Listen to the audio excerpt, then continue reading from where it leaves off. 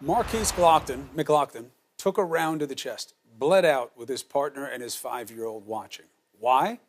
He knocked a man to the ground who was arguing with his girlfriend about a parking space. When he came out of the store and saw the two going at it, this happened on your screen right now. Did you see it? If not, re-rack it, Ellie, and show it again for them so they get an understanding of what's happening. There's McLaughlin. There's the guy arguing with his girlfriend, right? She gets out of the car. Boom. He pushes him. What does the man do? He pulls out the gun, and right there, he fires at him. Why did we stop it?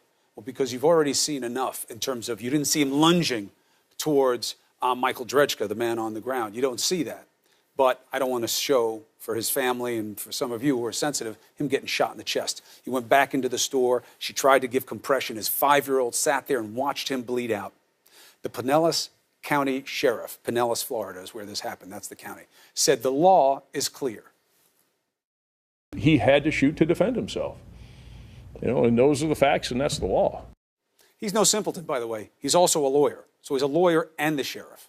Michael Drejka is the shooter. He's home tonight or wherever he wants to be because of the Stand Your Ground law. At least 24 states have similar legislation. Florida recently, arguably, updated it to make it easier for someone like Drejka to kill without consequence.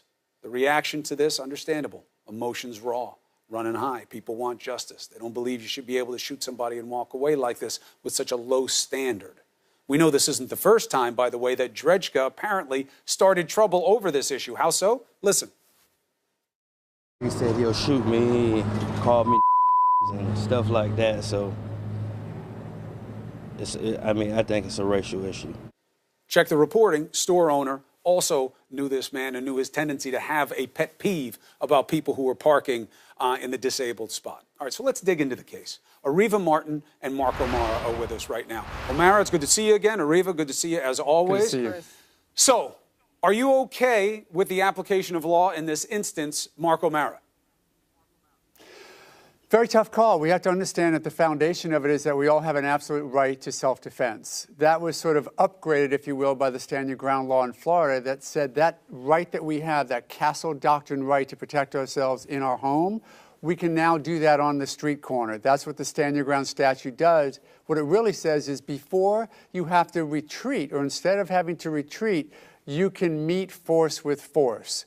That, as you said, was upgraded. If the reasonable fear of imminent great bodily injury exists. Great bodily injury. So that's the standard. Correct. Mark, appreciate it. Let's bounce it over to Areva. You saw what happened. There are no other facts in the case. Drejka, 47, McLaughlin in his 20s, bigger man, no question about it. He shoved him on the ground. There is no secondary assault by McLaughlin that's on the video, and this is all of the video that exists.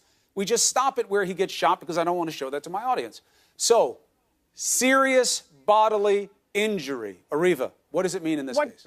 Wow. What concerns me most about this tape, Chris, is we see the victim in this case pause. We see him back up. We see the shooter pause before he takes that shot. So I don't think the story begins and ends with this video. And also my biggest problem with this Florida law is the inconsistent nature in which it is applied and the racial imbalance. There's been a study that was done that says 79% of people that kill black people using this defense, they get off, versus 59% when a white person is the victim of a shooting. So we can talk about this law, we can talk about your right to defend yourself, but we can't talk about that in a vacuum without acknowledging the racial issues that come into play. And that sheriff, looking at that tape, could have reached a completely different conclusion. The case law is all over the place in Florida in terms of how this law is applied. So I don't think the sheriff had to reach this conclusion at all. And we saw in the Trayvon Martin case, which was Mark's case, what it took to get the state's attorney in that case to actually file charges. This case has been referred to the state's attorney, and maybe charges will be filed, as I believe they should be. All right, so let's take up that part of the case, Mark. A year ago, there was an update to the law that shifts the burden.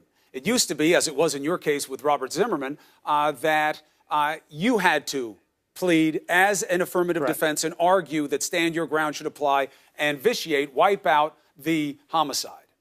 The culpability for the homicide. Now, it's on the prosecution to do it. So the sheriff says the law is clear. Who reviews it? What is the chance for further justice?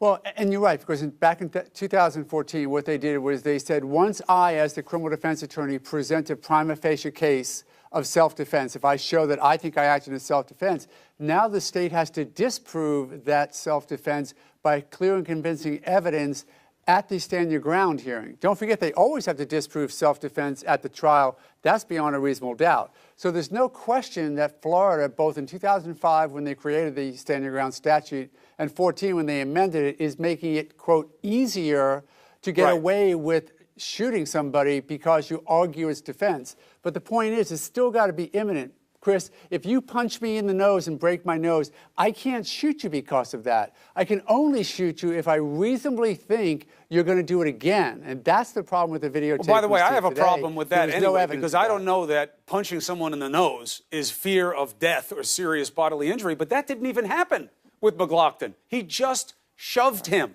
That's all that happened, is what you see there in that tape. What do we know about the review that's going on at the state level? Well, we know that they're going to look at it. So they're looking at it. Go ahead, Areva, Areva. what's the chance that we believe that there are going to be some charges here filed? Just charges.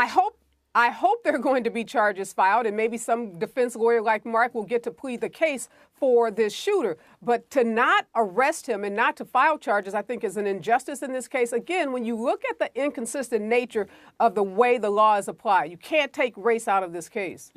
Listen, we're going to have to talk about this a lot more. We have to see what the state does and why they do it, and I'm going to call on you both to come back, and I count on you for this. Absolutely. All right, Areva, thank you very much, Areva Martin. And to know, Mark O'Mara didn't just represent Zimmerman. He was part of this group that was trying to get language added to this law, that you have to be able to have some type of thought process and have tried to get away from a situation before you kill who you think is your assailant.